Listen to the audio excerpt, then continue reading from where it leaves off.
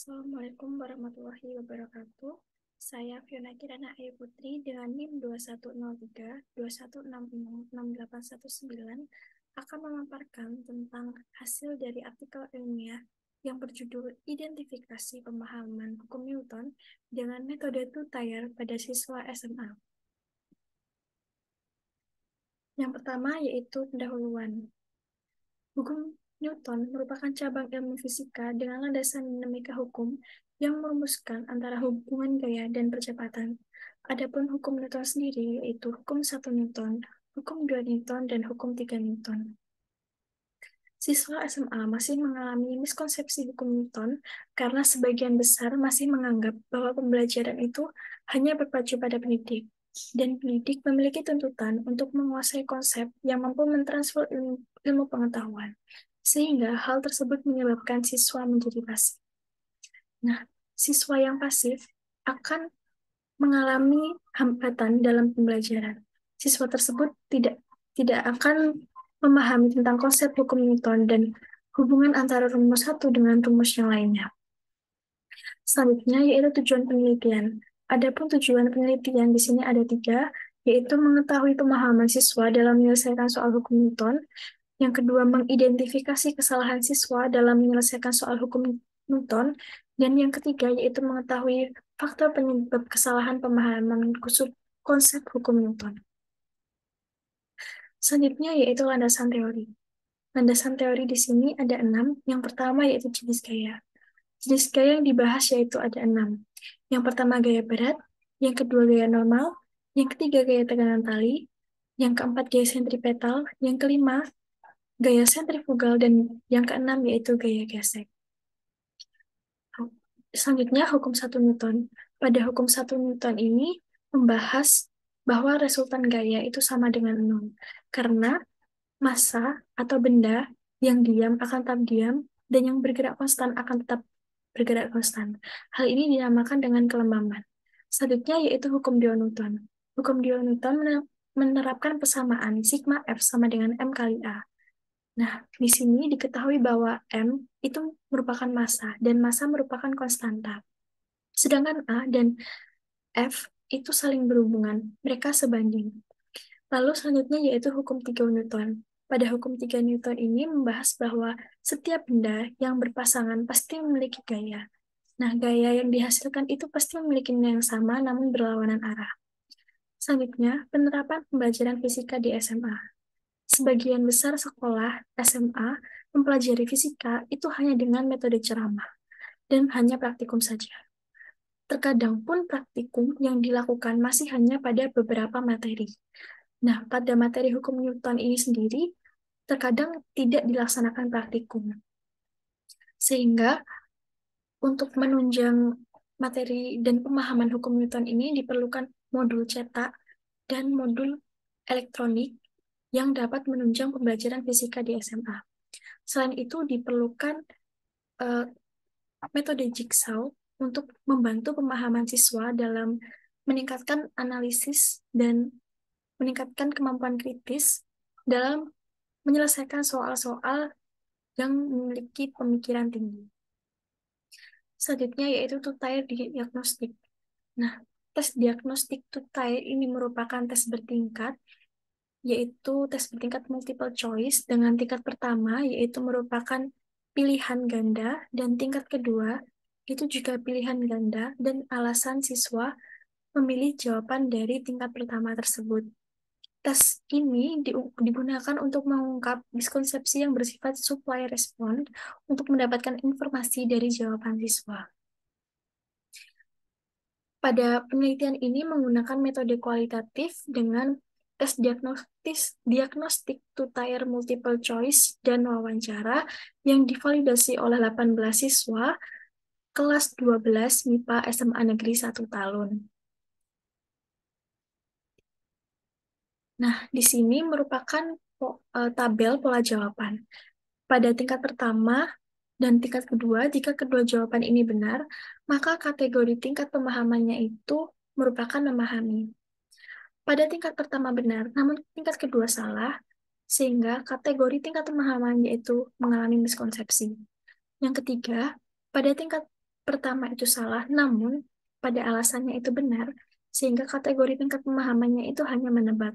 Dan yang terakhir, jika kedua tingkat itu salah, maka kategori tingkat pemahamannya itu tidak memahami.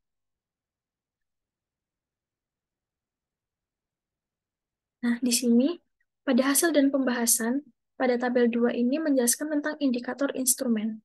Indikator instrumen ini membahas tentang hukum 2 Newton, hukum 3 Newton, hubungan gaya, dan hukum 1 Newton, dengan soal-soal yang telah dipaparkan.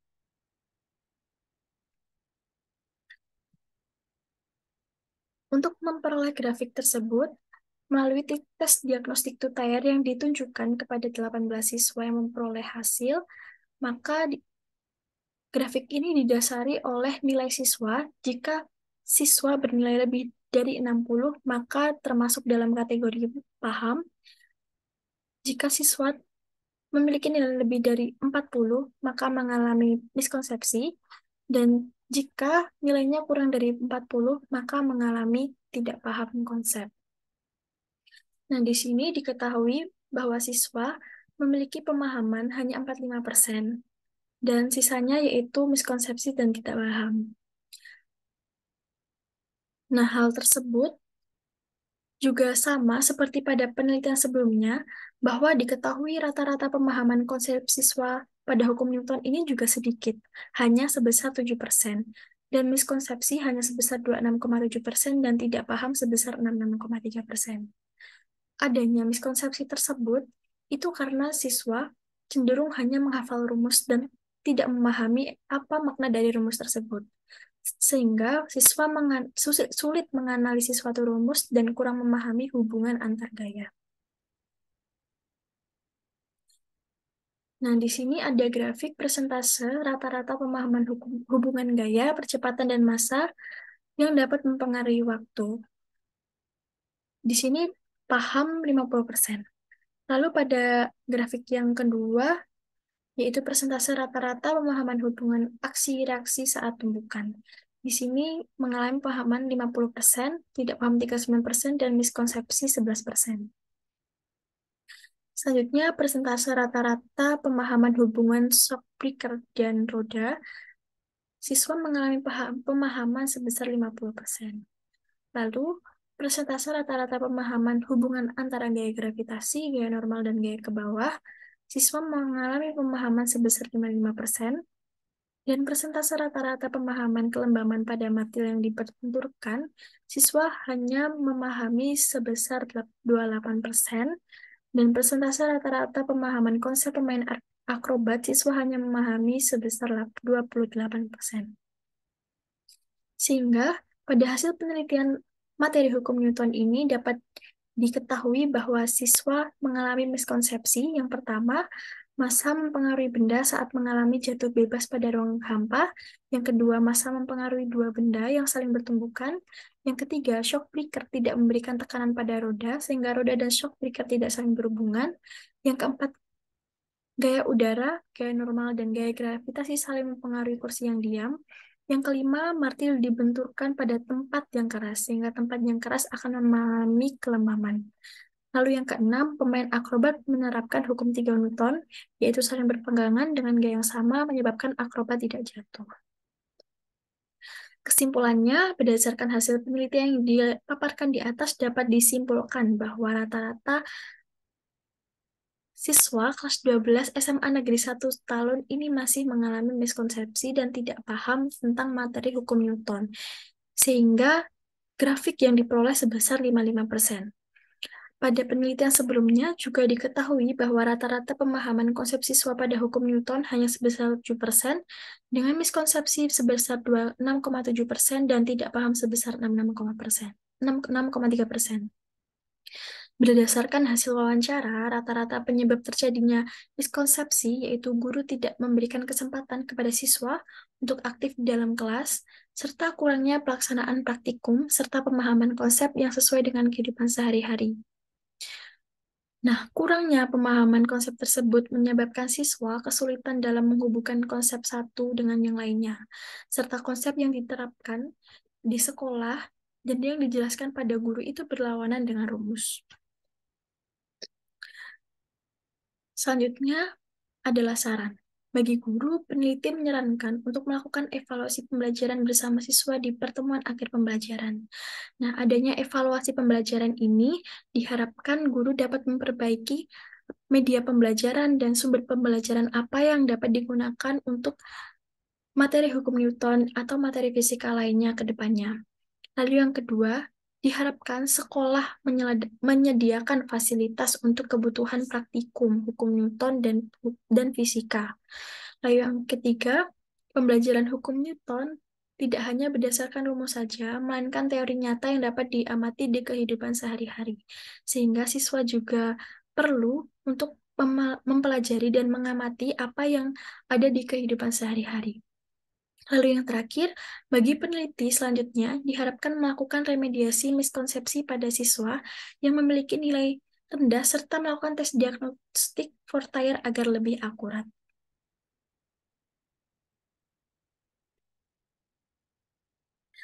Selanjutnya adalah pertanyaan. Mungkin ada yang ingin ditanyakan.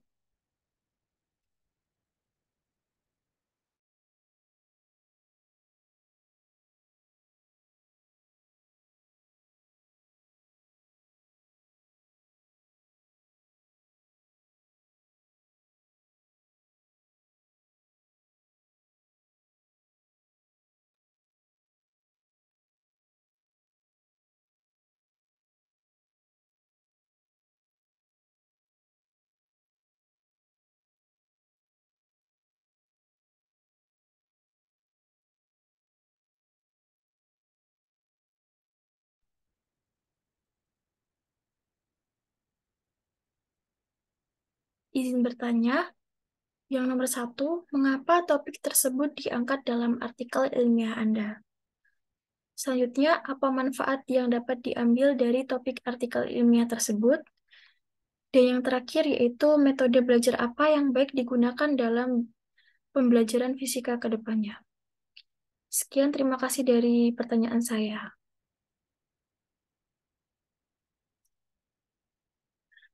Baik, izin menanggapi. Yang pertama, mengapa topik tersebut diangkat dalam artikel ilmiah? Nah, topik miskonsepsi hukum Newton perlu diangkat dalam artikel ilmiah ini karena jika dilihat dari hasil penelitian sebelumnya, bahwa miskonsepsi dan tidak paham pada materi hukum Newton ini di sekolah-sekolah lain masih cukup tinggi. Nah, dengan demikian, peneliti ingin meneliti bagaimana pemahaman konsep hukum Newton di sekolah lain atau sekolah objek penelitian pada artikel ilmiah ini.